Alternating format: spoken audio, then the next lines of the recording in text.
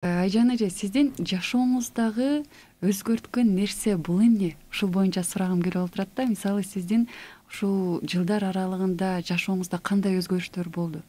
Мисалы, бүгүнкү күнү сизди көпчүлүк биздин кыргыз айымдарыбыз баардыгы жакшы тааныса керек. Бүгүнкү күндө мисалы, азыр айымдар үчүн кандай сонун сабактарды өтүп келатасыз? Сиздин салымыңыз, коомдо сиздин кызматыңыз чоң да. Анан жашооңуздагы болгон өзгөрүштөр боюнча. Жашоодогу өзгөрүш Аллах Тааланын каалоосу менен болот да, Биз ойлойбуз кээде. 5 аялга сабак өтүп, эртеси күн жоолук салынып келип калса, мен лекцияма келип анан жоолук салынды деп, Аллах бизди кечирсин, ошондой баягы өзүбүздү ошондой бир билбейм, текебер болуп кетип атканыбыздан, Аллах Таала каалады, сени себепчи кылды, ал адам келди. Анан мен ушул нерсеге чындыгында Аллахка миң мертебе шүгүрлөр болсун, Аллахтын каалоосу менен болду. Бирок андан кийин биздин ийгилигибиздин сыры эмнеде? Биздин жакшы нерсеге умтулуубузда. Алла Таала мажбурлап бизди эч нерсе кылдырбайт да. Мен качандыр бир кезде динсиз жашоодо жашап жүрсөм, бул дагы менин тандоом болгон. Бул дагы менин ошол жашоомдун үстүндө жетиштүү түрдө анализ жасабагандыктан, мен киммин, кайда келдим, кайда барам деген сыяктуу суроолорду өзүмө бербегендиктен баягы кичинекей максаттардын аркасынан жүргөмүн да мен дагы убагында. Анан албетте Аллах жүрөккө салды. Андан кийин ошол жакшы нерсени көргөндөн кийин акыл эстүү адам ага тырмышат, Жакшы машинаны көргөзүп деле бир ай кечикпей жумушка келсең, ушул машинаны берем десе тырмышасың да, кечикпей келмек турсун жатып аласың да ушул жерге. Ошол сыяктуу Алла Таала сага мындай эле жашап койсоң, мен сага түбөлүк бейишти берем деп атса, кандай акылы бар адам ал нерседен баш тартышы мүмкүн, көрдүңүзбү? Анан тырмышып келатабыз, Кудайга шүгүр, ошондон баштап. Эмнесине илинип калабыз билбейм, бирок бир нерсесине илинип калалы деп айтор мындай тырмышып келатабыз колубуздун келишинче. Аллах Таалам бизди ушул түз жолго салгандан кийин түз жолдон адаштырбасын деп мен аябай корком ушул нерседен, анткени шайтан дагы бар, адамдын нафсиси дагы бар. Анан жашообузда азыр ушунчалык бизди азгырган сырткы факторлор бар.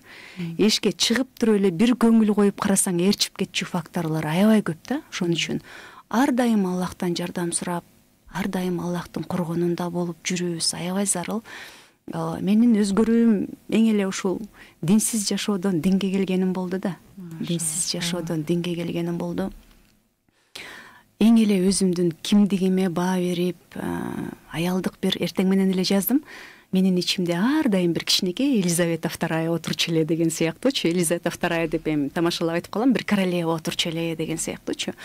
Ушул нерсе динге келгенде бекемдеди да. Аялдын ичинде бир ушундай ар бирөөбүздүн ичибизде бул жакта корона кийип алып, бир Елизавета отурат экен да. Ушул нерсени Алла Таала аял сенин деңгээлиң ушундай, сенин ордуң ошол жакта десе, биз тигил жака өзүбүздүн каалообуз менен кете берет экенбиз да.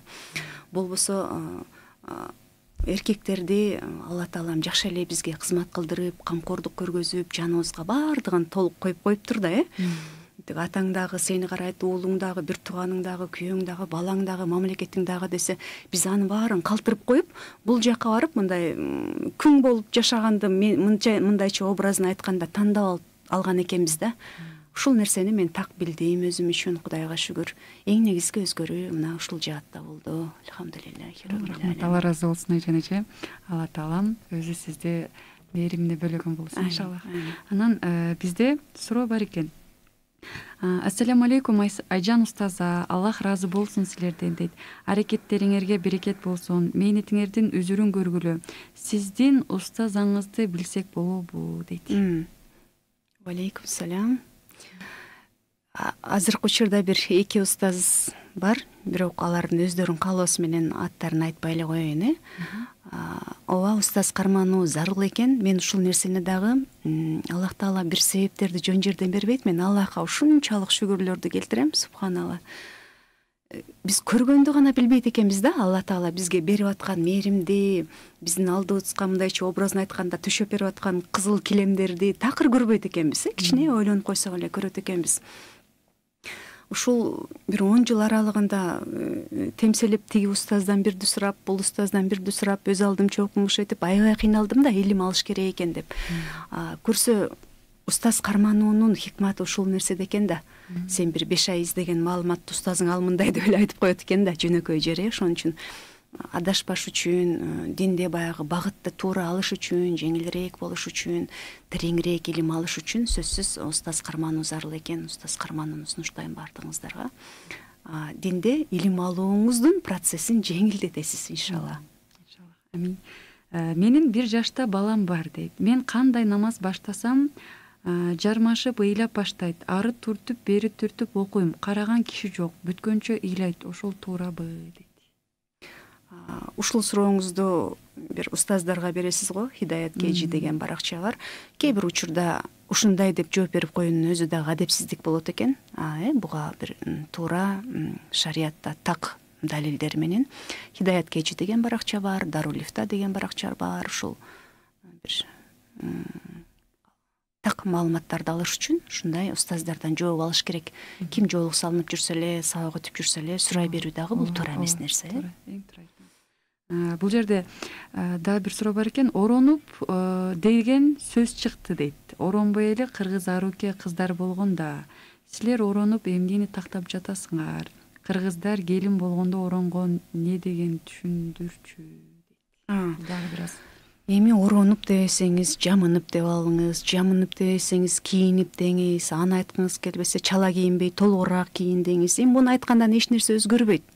Бир гана айта турган нерсе, биз баягы адамдын уят жерин жабыш керек дегенде, уят жерди башкача өлчөчү элек да. Көрсө уят жер бул жер менен бул жерден башкасынын баары аялдын денеси көрүнбөгөндөй уят жерге кирет экен да. Бир гана ошол нерсе. Ооба, кааласаңыз кыргыздын эле белдемчисин, эле чегин кийип алыңыз, ичинен такыя кийип туруп. Бул нерседе такыр маселе жок. Ошол нерсени хиджаб дейсизби, жоолук дейсизби, айтор авратыңыз баягы денеңиздин дене мүчөсүн өзгөчөлөп мындай бөлүп көргөзбөй, сынын, мындайча айтканда дене мүчөнүн сынын көргөзбөй, анан коомуңуздан өтө айырмаланбай турган болсо, өтө менменсинүү деңгээлге алып келбесе ал кийимиңиз, анан кийим кийгенде ичи баягы бутунун ичкелиги мындай экен, жоондугу мындай экен деп прозрачный деген кандай болот, ичи ошондой болуп көрүнбөсө денеңиз, болду, башка маселе жок. Ошол эле кемселди кийип алыңыз, чапанды кийип алыңыз, эч кандай маселе жок. Ооба, кыргыздар келин болгондо орончу дегендеги бул кайсы учурдагы маселе? Тарыхында кайрылсаңыз, кыргыздардын аялдары тиги илгерки заманда 13, 14, 15 жашындагы турмушка чыгып атканда такыячан кыздын башына элечекти ороп, анан кийин авратын толугу менен жаап кайын журтуна узаткан.